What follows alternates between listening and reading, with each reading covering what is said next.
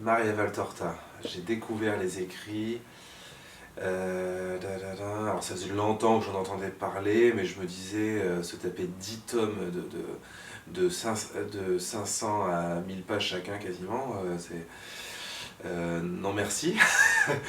Et puis, je sais pas pourquoi, dans mon esprit d'ado, je voyais un peu comme, j'irais pas jusqu'à dire méprisable, mais bon, les mystiques, bon, c'est sympa, mais voilà, faut pas trop en rajouter, quoi. Voilà. Je sais pas, j'avais un peu cet arrière-fond de scepticisme, et en même temps d'autres personnes qui avaient l'air quand même sérieux, qui me recommandaient vachement. Bon, je me suis dit, allez, bon, ça coûte rien d'au moins commencer, d'essayer, et je pense que dès les premières pages, peut-être au bout de 6 7 pages, ça m'a paru évident que c'était. Ça sonnait juste. Voilà, ça sonnait très, très, très, très juste. Donc, une fois que j'ai commencé à lire Maria Valtorta, outre l'aspect complètement addictif, justement, par rapport à tout ce qui est un peu addictif, je mets toujours une distanciation pour ne pas. Voilà. Et donc, je me suis infligé de ne lire que quelques pages par jour. Chaque page est. Il y a une telle pépite, c'est tellement bouleversant. Et puis donc, dans ma prière quotidienne, je commence par ces pages-là et après je referme et c'est tout. Et ma prière, elle se fait toute seule, quoi. J'ai, enfin, j'ai plus vraiment, je pense, de problème de distraction.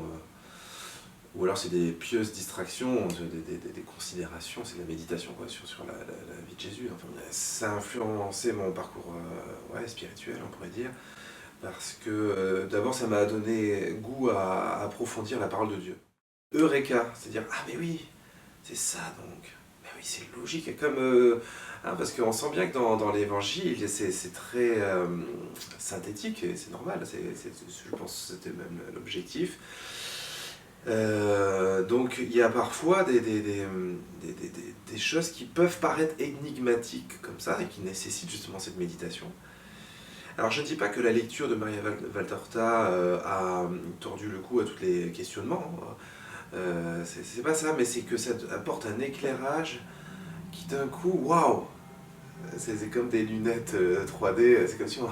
En fait c'est ça quoi, c'est comme au cinéma, on a bien l'air ridicule si on regarde un film en 3D sans lunettes, quoi. On est comme ça. Et donc après avoir lu, ou en lisant Maria Valtorta, j'ai l'impression d'avoir des clés.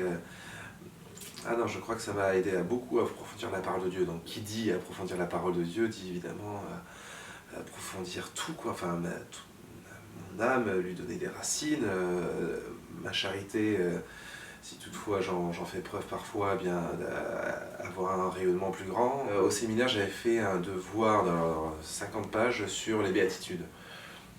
En lisant le Sermon de la montagne chez Maria Valtorta, après, alors que j'ai bûché en lisant, je sais pas, une dizaine de bouquins moi, rien que sur les béatitudes.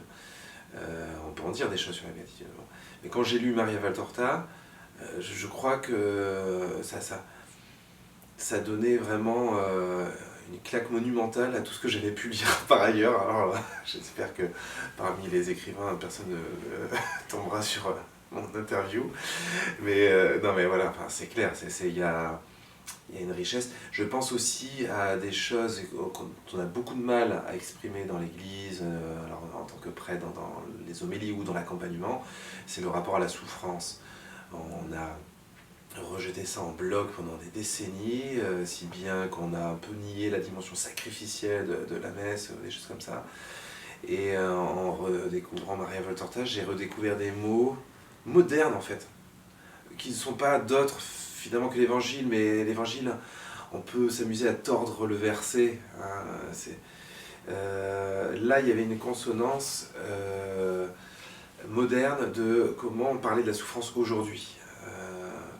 Et Et d'un coup, tout m'a paru évident sur,